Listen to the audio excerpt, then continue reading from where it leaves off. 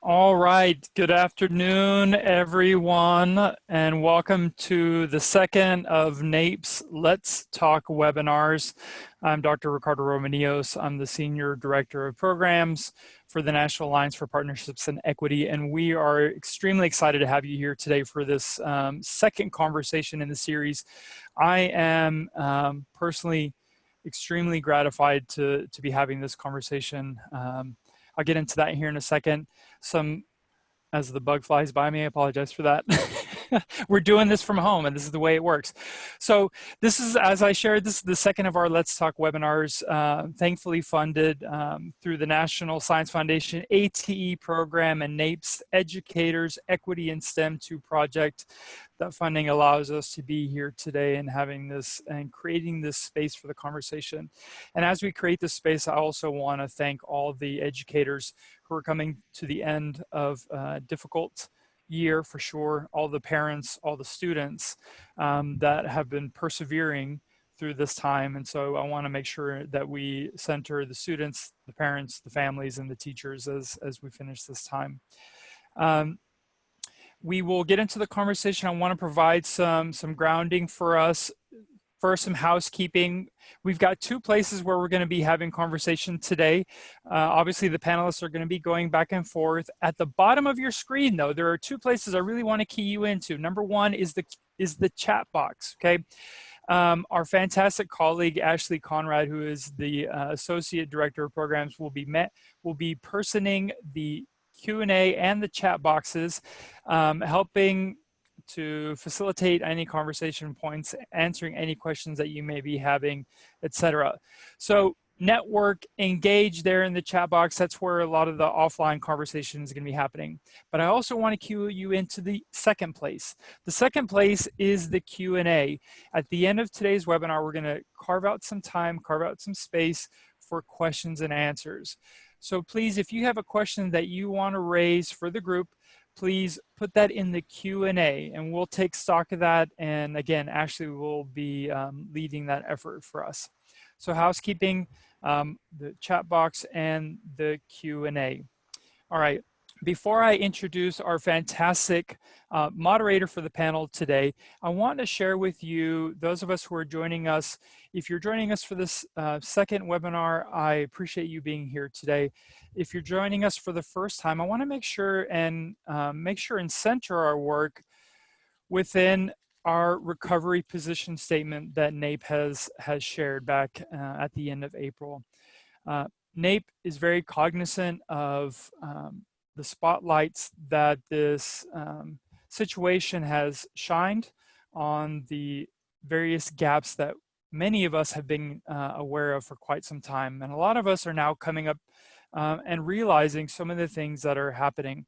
And as we think about where we're going, NAPE very much wanted to center and realize that the conversation moving forward, how do we stop from just going back to where we were? We want to raise the question, how do we move forward? How do we seize this opportunity and really look for the bright silver lining and answer the question, how can we create a new educational system that really takes into account the lived experiences of our students so that we can create an equitable and just school system? That is the anchor point for the conversation today. And as I shared last time, one of the things that's front and center for me is we know that our students have so much to offer, so much to share. And if we turn to our families and our communities, we can gain so much and we can realize how we can create a more responsive school system. And I say that both having been an administrator in a school district, but also actually as a parent of a medically dependent kiddo that spent their experience within public education as a special ed student with an IEP and ARD, and actually we were homebound for 9 years. So we very much experienced what a lot of us are experiencing these days. So with that, I want to introduce our moderator, Ms. Gabby Schloss, who is a work-based learning and apprenticeship education specialist for the Oregon Department of Education. She's situated in Portland, Oregon. And she is also, I want to share, a former member of the NAPE Executive Committee who thankfully served us for 2 years from 2018 to 2020. So with that, I want to turn it over to Gabby. I'll let you lead the introduction of the rest of the panel, and I will hide myself for right now.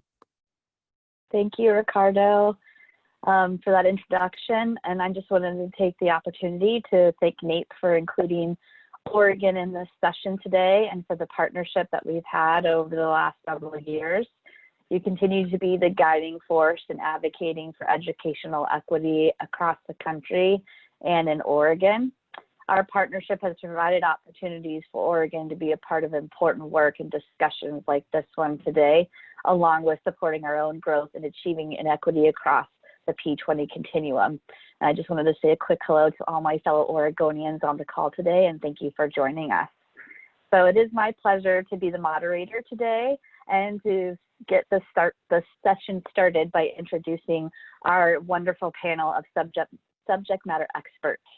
So first off, I'd like to introduce, and maybe our panelists wouldn't mind at least waving as this is happening, Dr. Kristen Clark from the Education Program. She is the Education Program Development Specialist for the Office of Career Readiness in the New Jersey Department of Education in Camden County, New Jersey. Thank you, Kristen, for being here. Dr. George Tilson.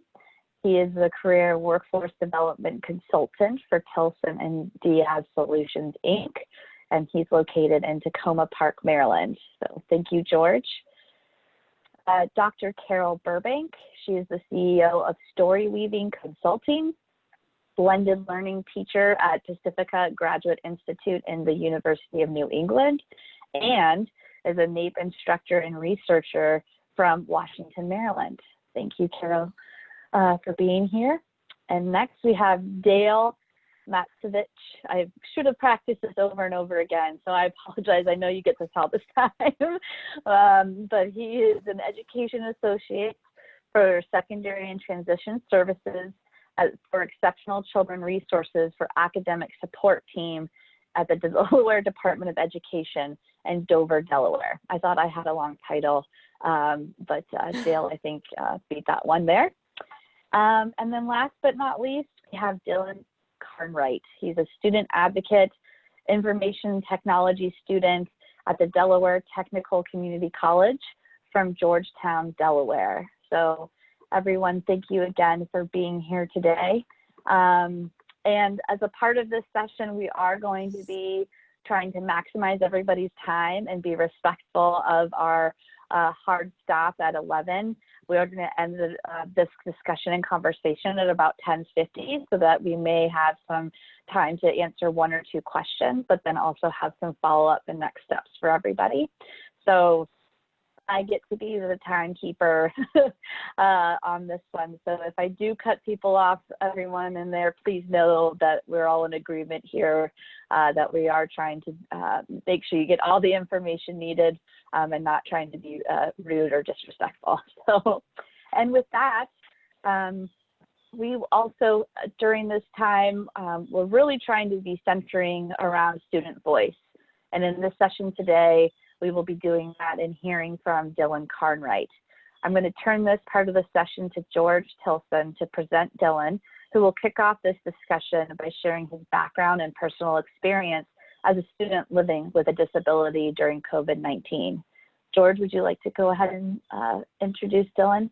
Absolutely. Thank you, Gabby. And it's really my great honor to introduce this wonderful young man to everyone today. Both Dale Matusevich and I have gotten to know Dylan over quite a few years, Dylan and his family, and I have been so impressed with his journey, and I'm thrilled that he was able to be with us today. And as Gabby mentioned, Dylan is a student now at the Delaware Technical Community College. He went through his public school years on an IEP. And so Dylan, let's just kick it right off here. You're in the information technology program now at Del Tech. What do you like most about that program? I'm just curious. For the IT program, the thing I like the most about it is how hands-on it is. There's not a lot of textbook reading. It's a lot of doing it yourself and actually working on real problems. That's what I like the most about it. We didn't talk about this the other day, but I was real curious. What was the biggest change you noticed going from a high school setting into post-secondary education? The biggest change was that there's a lot more focus on like doing it yourself. The teachers don't remind you over and over again about due dates, so you have to keep track of that more on your own. You have to figure out what works for you, and they let you do that yourself. So it's a good learning experience. Yeah. Have you had a favorite class so far? My favorite class has probably been the cybersecurity classes because that's what I want to do for a job eventually, and it's taught me about a lot about how that field works. So it's very interesting. I've learned a lot from it. And we sure need your expertise these days, don't we? Yeah. Everybody is on these contraptions. We need experts like you. I'm curious. Obviously, IT.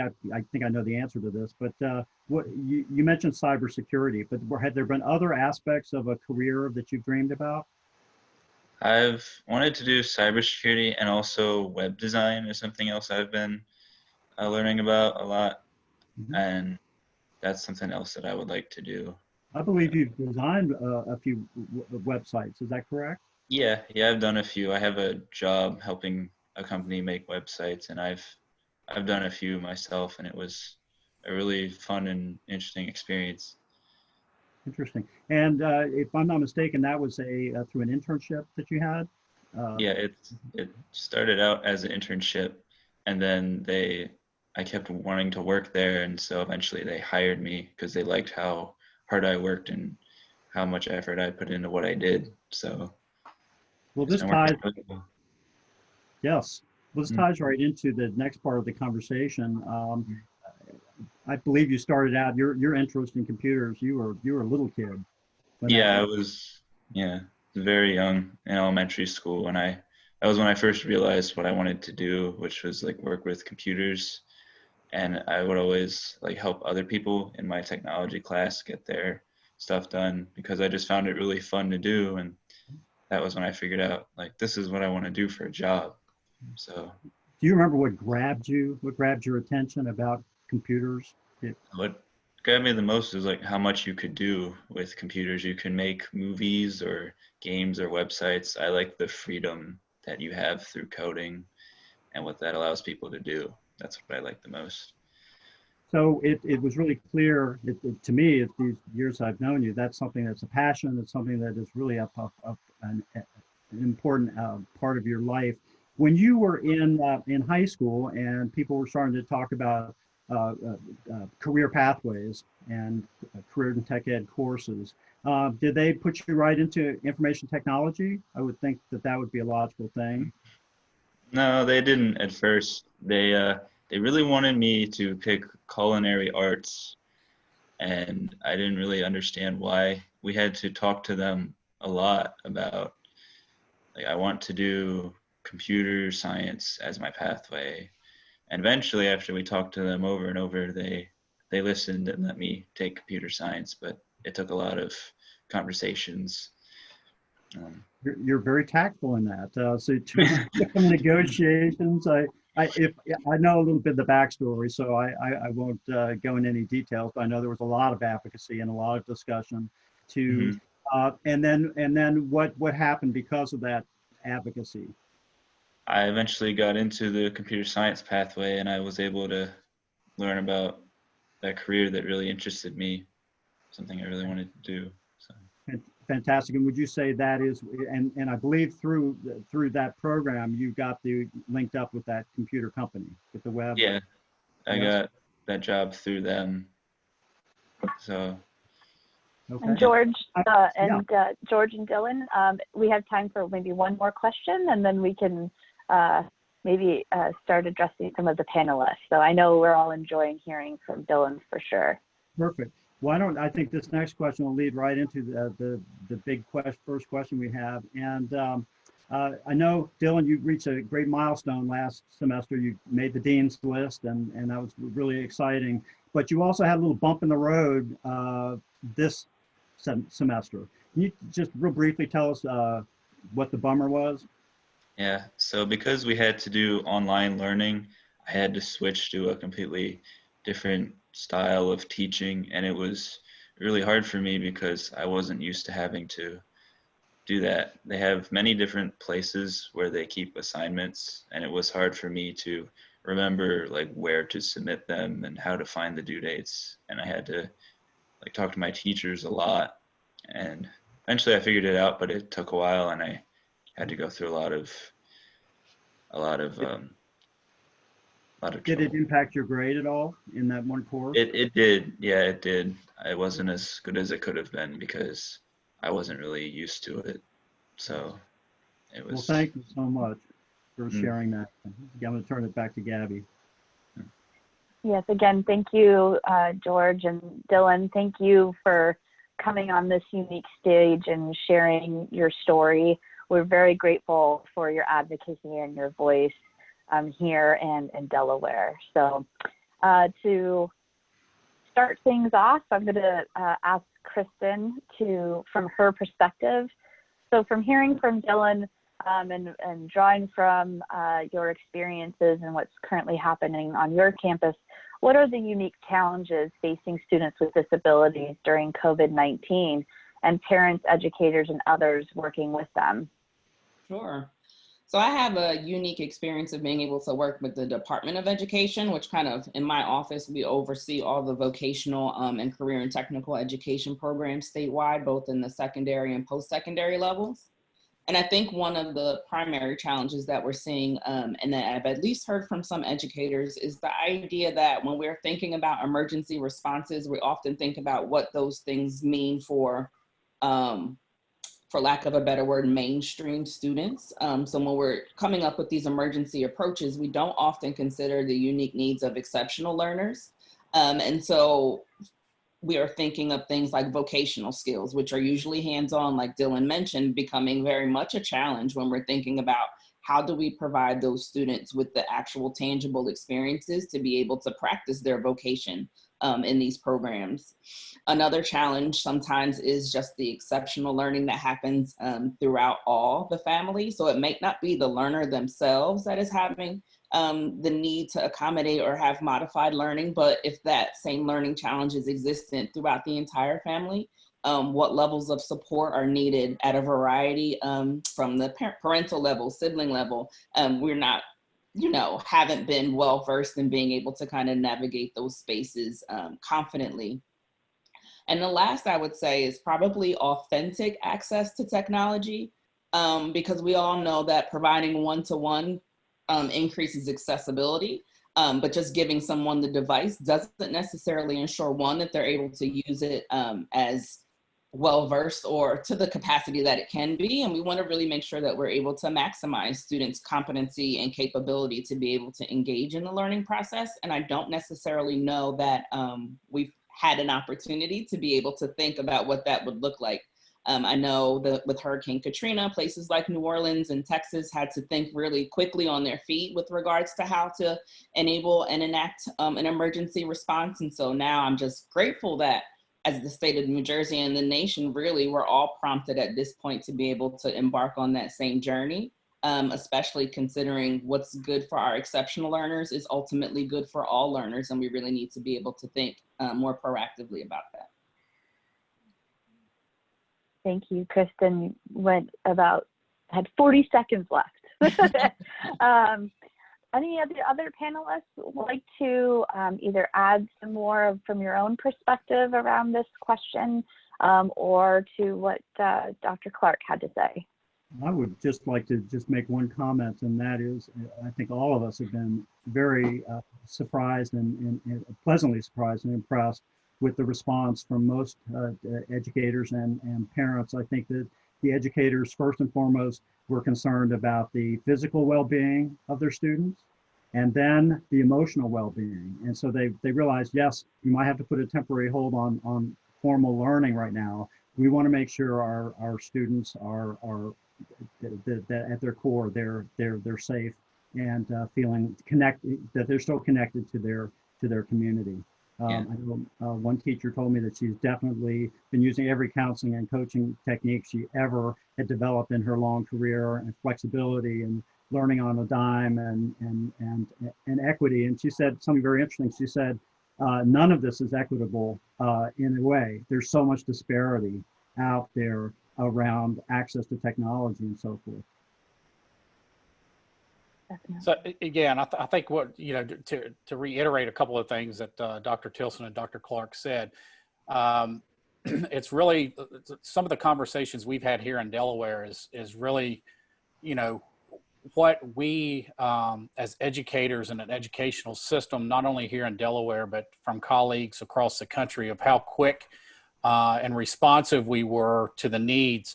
And we've kind of joked here that, you know, if we were asked to put a plan in place for a potential pandemic, it would have been years in the making with 5 or 6 revisions. And we all got this started in literally a couple of weeks going on. But with that, you know, some of the challenges that we still face is, you know, as Dr. Clark was talking about, the accessibility to technology and things of that nature is really ensuring and trying to reach all of our students that when the pandemic hit, you know, students left on a Friday, not knowing they weren't coming back on Monday. Mm-hmm. So as students dispersed, it's trying to figure out where all of those students are at now that many have doubled up with families and or with their families. So it's really, and with us here in Delaware being kind of, you know, as small as we are, but it's being surrounded by, you know, Maryland, Pennsylvania, New Jersey. We've got we've got family members that have jumped the state line. So it's really looking at providing those opportunities as well, even to a greater distance, if you will, as we go in. But a lot of things that we've done is really making sure that we're not overloading the students, but also not overloading the families as well. We've done a lot with, you know, ensuring that technology that is there. We've done drive-bys for students to pick up and families to pick up devices.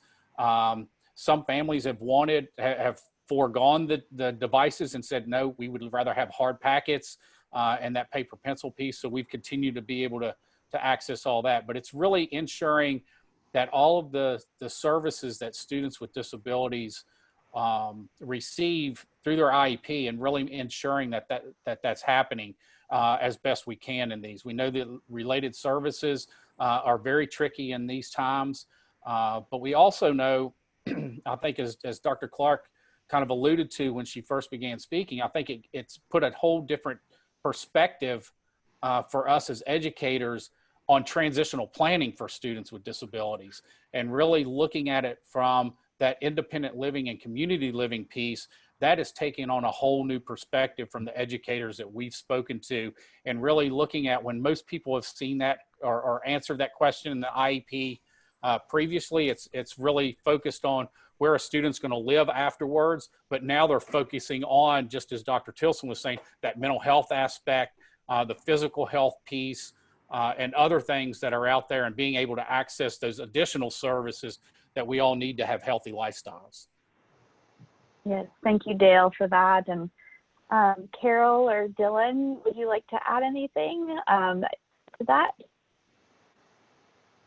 Yeah, it's definitely really important to get something that works from a distance learning standpoint, but you also have to think about that students, they need the staff to think about what every student needs, because the same solution isn't going to work for everyone. You know, what works for me might be different than what works for someone else. So you have to think about each student and what they need to succeed. Definitely. I think that's really important. Yeah, definitely. And I think that is a good segue into the next question. And this one will be for Carol to kind of kick off the conversation.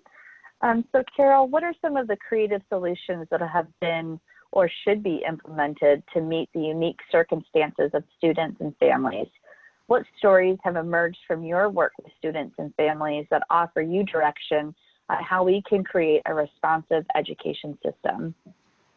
Well, obviously, we've gone so much more to the virtual, where students have been cloistered almost with their communities.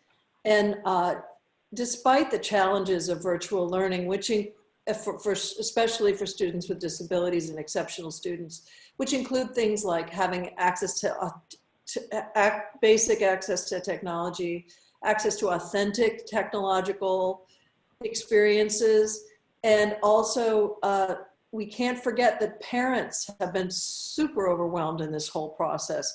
So a parent of an exceptional child may have a huge learning curve themselves in order to make the technology work. All of that said, there have been some really innovative and creative things that people are doing. For example, engaging parents and students in activities in the online experiences for students with disabilities.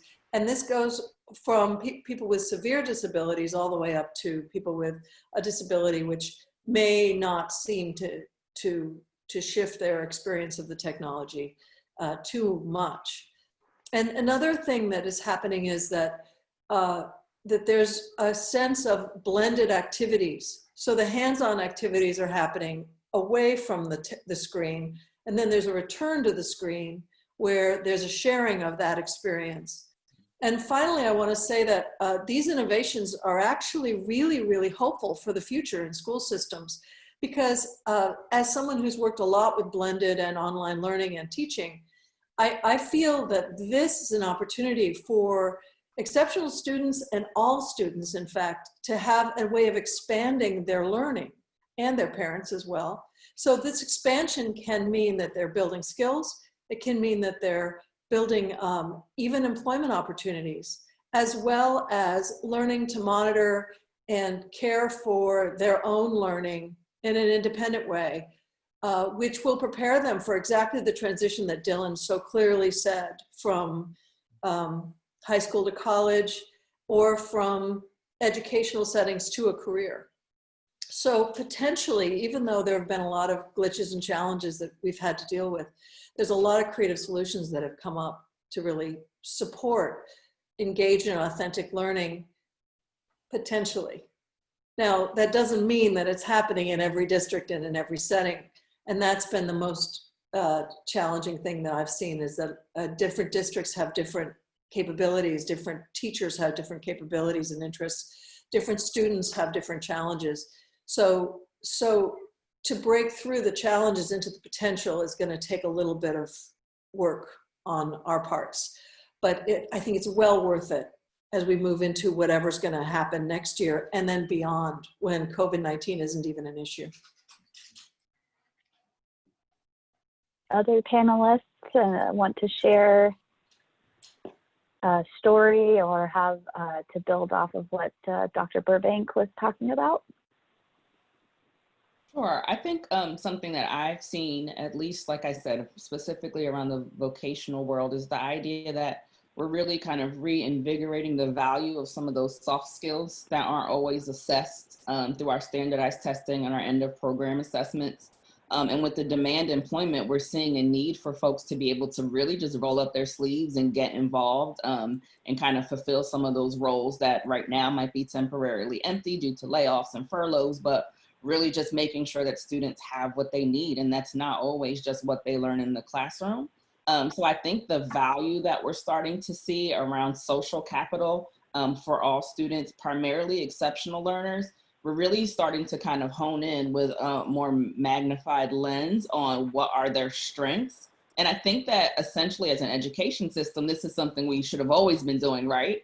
But now when we're thinking about what platforms are available, what software is available, what jobs can we get folks into, I think it has required us to look more finitely at some of the things that are easy to miss amidst the, the need to meet demands in test accuracy, or just ensuring that all students have certain grades for whatever that criteria is in the traditional school setting.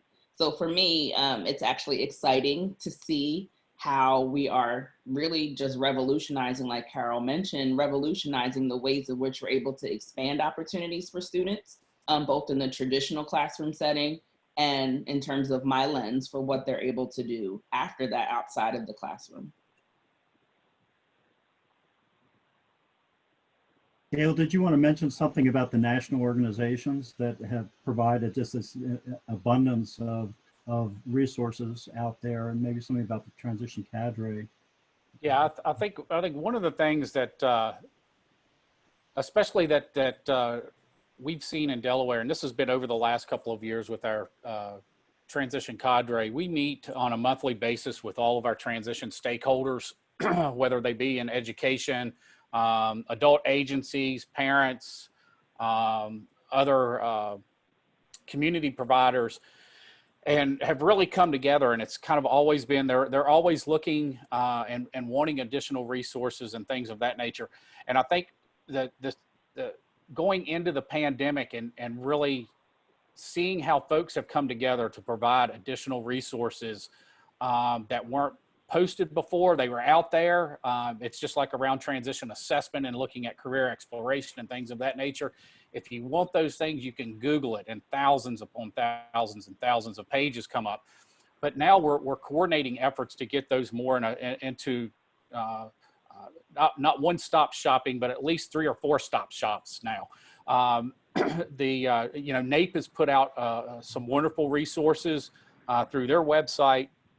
The National Technical Assistance Center on Transition, NTAC, has put out tremendous resources and continued to have webinars almost on a weekly basis to provide educators and parents information to continue that online learning piece, as well as the Division on Career Development and Transition has come together and is holding weekly town hall talks around different topics on, remote learning and what does transition look like in the app and gaming world, and just a number of different topics. So I encourage people to go out to that and look at those different sites that are out there. I know we as a state department have come together and have listed resources and bundled those in a much more efficient way than we have before the pandemic hit. But one of the things I think that we've also seen is really looking, and it's given us a better connection within our transition cadre meetings to really take a step back and have more conversations amongst each other as educators to kind of see what we need and how we can help each other out. I think more cross district lines or LEA line communication is happening now, and folks are helping each other out. One of the things that we've seen as well as, it's helped us here in Delaware with our IEP engagement for IEP meetings, especially around transition. Our division of vocational rehabilitation, our developmental disability services, our division for visual impairments, all of those state agencies who were having difficulty getting to our IEP meetings, it's now really opened up our eyes from an educational standpoint that we do need to access technology more. For instance, a quick example with our vocational rehabilitation counselors, and I know some states are probably going to give me a thumbs down here, but we are very fortunate here that we have a vocational rehabilitation transition counselor tied to every single one of our high schools. And I know many states do not operate in that manner, but it's been very difficult for even Voc Rehab as an agency to see how they can get to all IEP meetings, and for us in education saying, oh, well they don't get to our IEP meetings, we invite them and this, that, and the other. But what we're hearing now is I've got one VR counselor that's attending an IEP meeting in one district, and then a district that they would never be able to make the meeting that's, at 1 o'clock, the next meeting's at 2 o'clock, 45 minutes away. They're now able to attend both of those meetings because they don't have to get in the car and drive. We're utilizing that technology. Our parent engagement is going up to have these conversations, not only with parents, but with students as well. We've had one district that was mentioning that they were typically around 50% with parent participation and student engagement within IEPs. Now it's almost at 100%. So it's really giving them an opportunity to communicate not only from school to parent to student, but also to those outside agencies that are going to help as students begin to navigate the transition system through career pathways and ensuring that they're beginning to have access and getting access to all of those programs and continuing that access as they move forward. Can I piggyback on something Dale just said about all of these tremendous resources? I did talk to a father the other day who said, you know, it's this wealth of resources, and I'm so overwhelmed. I'm not sure which ones to start with first. And so I think there's a role for all of us to help coach these folks into how to use these resources wisely. And he had a great analogy. He said, I'm climbing up a steep mountain right now with a heavy backpack, and you have these resources. They could be a switchback for me. If you could help me make them a switchback instead of making my pack heavier. I thought that was really nice. Definitely. And I think, Gabby, just real quick, one more thing I want to reiterate one thing that Dr. Clark said as well, is people are really taking a step back and looking at those soft skills more in this time than they do when we're in that academic world, because we're in, all of us are in such that accountability world of, we've got to have students graduate in 4 years. That's what we're held accountable for, and all our accountability measures and things of that nature. But here it's really taking a step back of really looking at those soft skills, because we're trying to figure out how to provide more of those hands-on services in this virtual world. And how do we do that? And how do we engage parents? So one of the things that we've been very fortunate here in Delaware is we've been partnering with the University of Kansas around the self-determined learning model of instruction. And those schools that have been involved in that are seeing a better sense of connectedness to their students as they go through, working around that self-advocacy and that self-determination piece.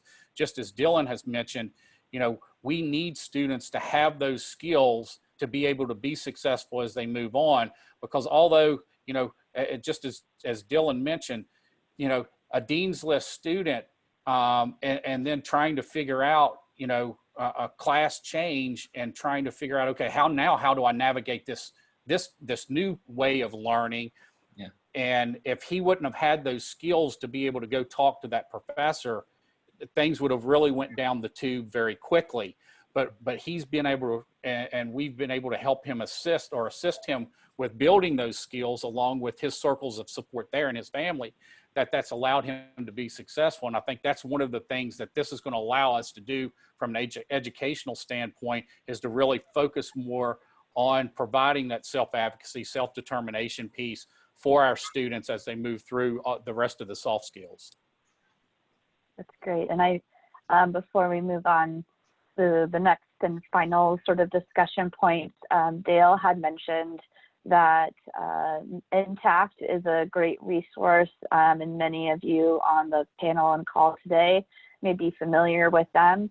NAPE and Intact have been working together to help, I think, address some of the comments that have been coming through the chat and other ideas around how to partner or bridge the gap between vocational rehabilitation, career and technical education, the workforce system, and our students and learners with disabilities, and trying to align those systems and at least get on the same page.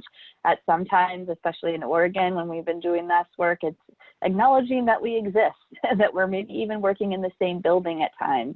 And so there's been a lot of partnership across many of those associations and organizations that I think NAPE can be a great partner with, but also provide examples like Dale mentioned of what's happening in Delaware and other states across the country that are working on building those bridges to address those inequities and gaps for students with disabilities in the education system. So thank you for those great resources and those discussion points.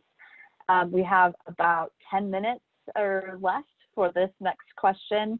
So take your time. And that'll allow for some more question and answer time towards the end of this conversation today. So Dr. Clark, what vision do you have for how to move forward with your new lens as we begin to recover from this global crisis? What implications does this have for public policy and equity as we strive to serve students with disabilities remotely? So I think one of the things that has always been important to me in considering how to meet the needs of exceptional students is really to think about how we can maximize their freedom while simultaneously developing them independently to be able to be and do exactly what they need to do to be successful, and however that's defined. So my vision really is to just think more purposely about in technology integration, to be able to think about more specifically what that could look like on an ongoing basis. Because while I'd like to think that COVID-19 will be one and done, fingers crossed, once this vaccine is released, I'm not necessarily sure that that is the case. And if it's not this emergency, we should be better prepared to be able to address emergencies of all kinds as they happen moving forward.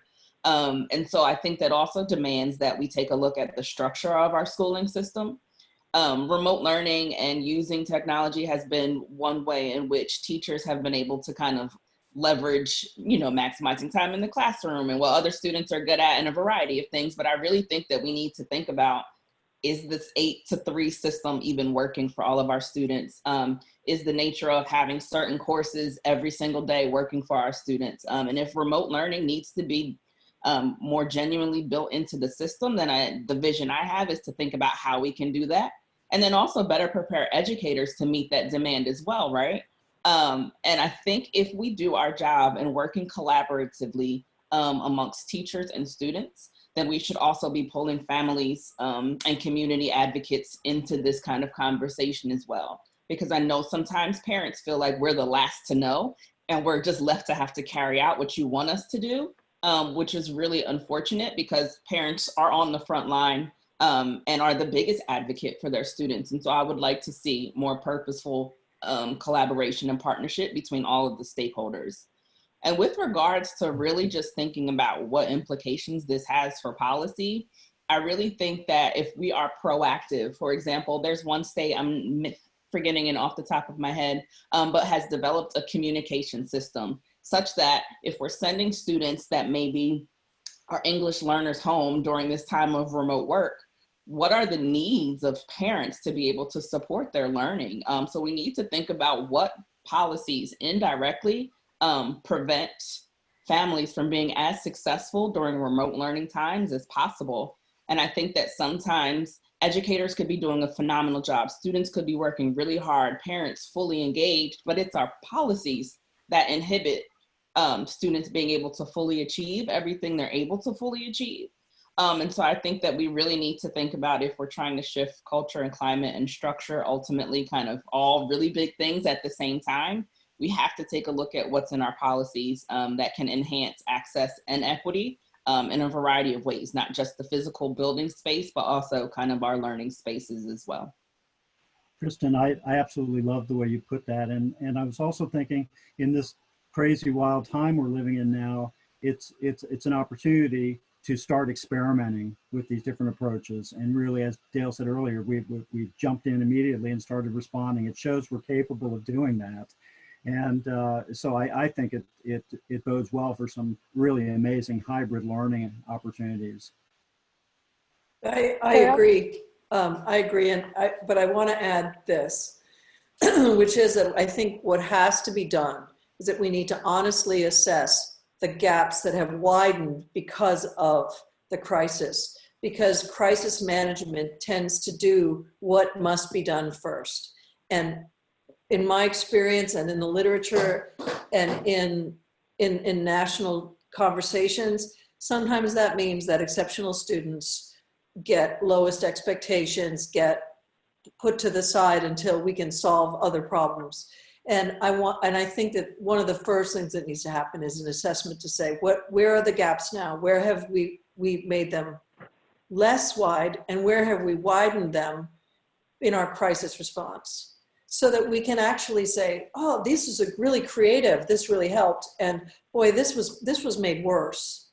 And now we need to bring that into our teaching and learning, like you talk about, Kristen, and also our associations with policy on the state level and on the federal level, because this is really showing us the gaps that are exacerbated, and also potentially the optimistic potential is that the gaps can be made less.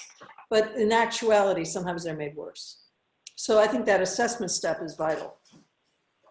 And I think that also speaks to this idea, right, of we've actually had programs and schools ask, well, what am I able to not do to meet the needs of some of these learners? And I don't think they're asking to the extent that they're really trying to ignore that student, but it's like you said, Carol, let's handle what's easiest first. Let's handle what the biggest beast in the room is. And unfortunately, that means there's an inconsistency of services and supports that are offered to the students that really need them most right now. So I think coordination with kind of, I hate to use the word mainstream and regular ed because I don't like the way that sounds, but coordination with the kind of overall learning community, whether that be by district or school, is definitely essential to be able to, like Carol mentioned, kind of minimize the gaps that have already existed, and making sure that we don't do anything that unintentionally makes them worse.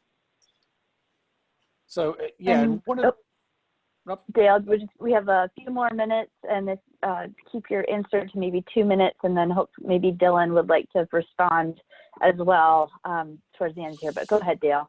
Yeah, I think one of the things is, I mean, we already have in our Individuals with Disabilities Education Act, we already have language around communication with adult agencies or outside agencies from education. But I think this is really going to look at where we really need to strengthen some of that policy around those. And the communication, I know Dr. Tilson has been working with us around communication here across 8 state agencies and across district lines for the last couple of years. And we were really coming together in improving that aspect. And I think we've done a much better job even now in the pandemic of getting those pieces together. But it's really, as we've all said, it's the communication is going to be the key in all of this, and looking at what are the needs, just as Dylan said. It's not going to be a one size fits all. You know, what is that individual student, and now even if we continue remotely, what is the individual needs of those families to be able to have be successful in co-teaching with us, if you will. Because we're looking at, you know, parents are being asked to step to the plate more so than they have been before as well. And I think we have to continue to not only feed the services to our students, but we also have to provide those services to the parents as well to ensure that students are getting what they need as they continue to move forward. So I think communication is really going to be the key, and really looking, I looked at the chat very quickly here as some of the other panelists were responding. And I can't agree more with a lot of the folks that said we need to stop saying these are soft skills. They are essential skills, professional skills, power skills, whatever we want to call them. But they are essential skills. And I think that's going to move the needle, if you will, that we take a harder look at providing some opportunities for those skills during not that 8 to 3 time necessarily, but really looking at an opportunity to change the way we look at our academic days. Thank you. So Dylan, do you have any final remarks or thoughts? Maybe sharing if there's one thing you want people to leave today's conversation with, what would that be? So something that I really think could help people with disabilities when it comes to doing online learning is if you make a checklist of every important assignment, because that was what kind of got me into my bad situation, was I didn't know where to go to find everything. So if you could just have a meeting or make a list of everything that's important, I feel like that would help a lot in keeping track of everything. And yeah, That's great. Is there anything else? I'm sorry, I didn't mean to cut you off. And also, I think that it's just a really good idea to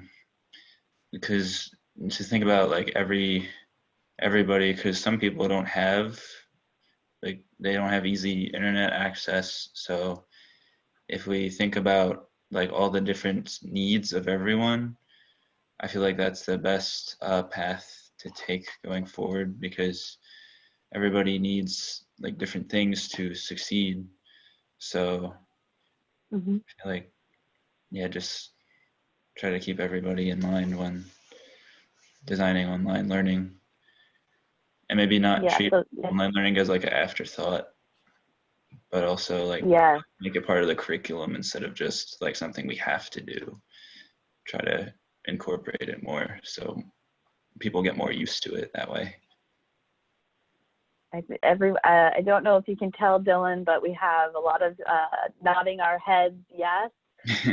We've got a lot of people in the chat box agreeing with you. And I think the last statement that you made really resonated with myself, because I audibly went yes. With Yeah. not having this being an afterthought. It needs to, especially I think in public policy and how we develop programs, that this needs to be at the forefront. It needs to be at the start, not at the end. So thank you for that message. And thank you everyone on this panel today for your contributions during the discussion. With the time we have left, Ashley, are there one or two questions that could be addressed or need to be addressed right now? Yes, absolutely. Can everyone hear me? Thumbs up. Yeah, okay, great. Thank you. Thank you, Dylan, and all of the other panelists, as well as yourself, Gabby, for joining us today. That was super insightful. There has been so much communication on the chat box, and we've gotten a number of really great questions to share with the panel. Because of time, I'm going to choose two. One is focused on teachers and parents, and the other is focused on students. And so I'm going to ask that one person tackle the first, and that maybe Dylan and maybe one other panelist tackle the second question, if that's okay with everyone. So the first question is from Janelle Johnson, and they were asking, how are we supporting teachers? And another person had a question about parents, so I'm going to add that in. How are we supporting teachers and parents with disabilities during this time? So we know our students are struggling, but also we have educators and parents who identify as having a disability. What recommendations do you have for their support? And if we have someone who feels called or that they have something to offer the group, I'll ask that you open your mic and share. I think one of the stories that I've heard recently from a parent was the idea that they didn't even realize their student had a learning challenge. That being home with them now really highlights the idea that there's something I was missing. And so that really started the conversation of how can we offer support? And my question to my colleagues is always, well, have you asked what they feel like they need? And I think that's always the place to start, because we often as educators are really, really good at problem solving, even if we don't fully understand the problem. So I think one thing that is important and things that we have begun doing incredibly well and frequently is just holding focus groups, and focus groups kind of lend themselves to then those one-off conversations to ensure that parents have what they need. And if there are support services or community-based services that we can offer to be able to support parents in their support of their student, then that's something we make available to them as well. If I may, I'd just like to tell a story that just happened recently. I heard from a teacher who works with students who have communication challenges and severe autism. Many of them have struggled with social behaviors and so forth, and that it's really been tough for her group of students. But she said she managed to, the young man was going back and forth on the computer. He wasn't really looking at the screen. And finally, she just asked him, have you invented something lately?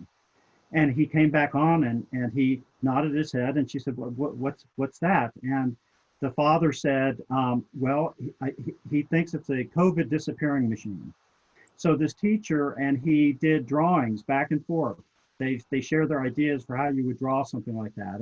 And it was really fascinating. And the parent was actually just kind of stunned at how engaged this young man was. So I just wanted to share that. I thought that was cool. Great. Thank you both for offering your insight up.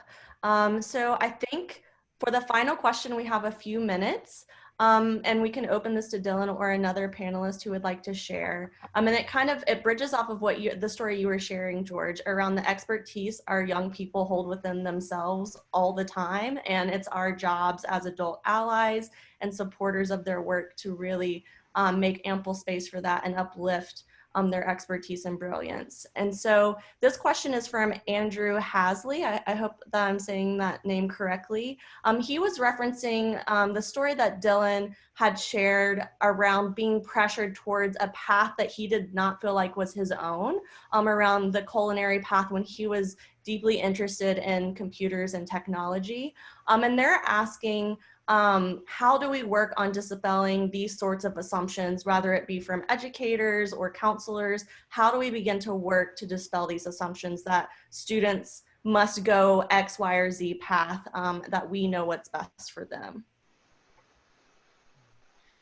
So I think the most important part of getting rid of that assumption is to really ask the student, what they want, because they have passions too. So it's never good to force somebody in something they don't like. So just try to involve your students in the discussions and ask them, like, what do you want to do for your job? And don't just assume that they want to do cooking or anything else. You always ask them what they want.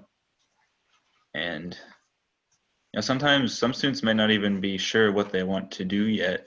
So you still shouldn't really force anything then. You should just maybe like show them some jobs and like a description of what they are about. And also another good way to find out their interest is to look at what they spend their free time doing. Like if they spend a lot of free time reading books, maybe they'd like to write, or if they do computer stuff, they'd like to be a computer person, do computer science pathways. So those are some really good ways I feel you could involve students more in that discussion. Great, thank you, Dylan. I couldn't agree with you more. Student voice is of utmost importance, no questions about it. And I really love how you added in, sometimes students don't exactly even know what all of their options are, right? And so what does it look like to look at their interest, find ways to creatively introduce them into new subject areas and introduce them to folks that they could possibly learn from and build connection with. So thank you for your response, Dylan. That was incredible. And thank you to all of our panelists. I want to give like a round of applause virtually to everyone here today. Thank you so much. And I will hand it now over to Ricardo to wrap us up for today. Absolutely. I want to thank everybody for the time, and Dylan and everybody in the chat. This really was a co-created space. And I think what really came forward for me, and it was really gratifying to hear people sharing the same experiences that my wife and I shared as well, being parents, but what's been carried over from the first webinar, the importance of bringing the community front and center. Whether we're thinking about students, we're also thinking about parents. The communities that are struggling most right now are the communities that have been struggling, and how we can ensure that we're centering those experiences and bringing them to the table and creating that space so that that is front and center, so that we can do what Kristen was getting at in terms of, this is a new paradigm. How do we create a system that isn't about brick and mortar schools? Because we know that these things pop up, and yes, COVID-19 may be one and done, but Kristen, you brought up Katrina. I was teaching high school science in the middle of Katrina, and as students came from Louisiana to Texas, that was part of my experience being a teacher. So this isn't new. How do we start building policies and structures that can flex with changing dynamics? And I think that's front and center. And first and foremost, we speak to Dylan, we speak to parents who are also struggling in their own right. And so I was really gratified to hear that resonated and mirrored one more time. I included in the chat box a link to our recovery statement. And I want to let everybody know that we're going to be continuing this conversation with our final Let's Talk webinar. And as I share the screen, I'm going to let Ashley take over and explain that webinar, that last one for us all. And I think that's the wrong one. Go ahead, Ashley. Sure. So we have our final webinar in the series coming up in just two Thursdays. So we're having every 2 weeks a new webinar, and this will be the final one in our series. And this one is titled Embodying Our Equity Principles. And so for this conversation, it's going to be a smaller panel, but it will still be just as powerful. We're really excited. We're still recruiting some folks to be on that, but we should have an announcement for that early next week. Something that's really unique about this webinar as well is we're gonna open up the opportunity for you all to share in small group breakouts, and then as well as in a larger group. So it's not just gonna be contained to the chat box. We're gonna have space to build community and relationship with one another. And one of the focuses for this webinar is going to be around highlighting the importance of elevating community, relationship building, and how are we personally embodying the equity principles that we're asking of our education system in the work that we do. So we're really excited, and Yes. we'll hope that you join us then. Yeah. And with that, I think that's the end of our lunch. So please go get some food and enjoy the rest of your day. And we hope to see you in 2 weeks. Thank you, everybody, for all of your time. Fantastic stuff. Gabby, thank you very much for moderating the panel. And Ashley, bye, everybody.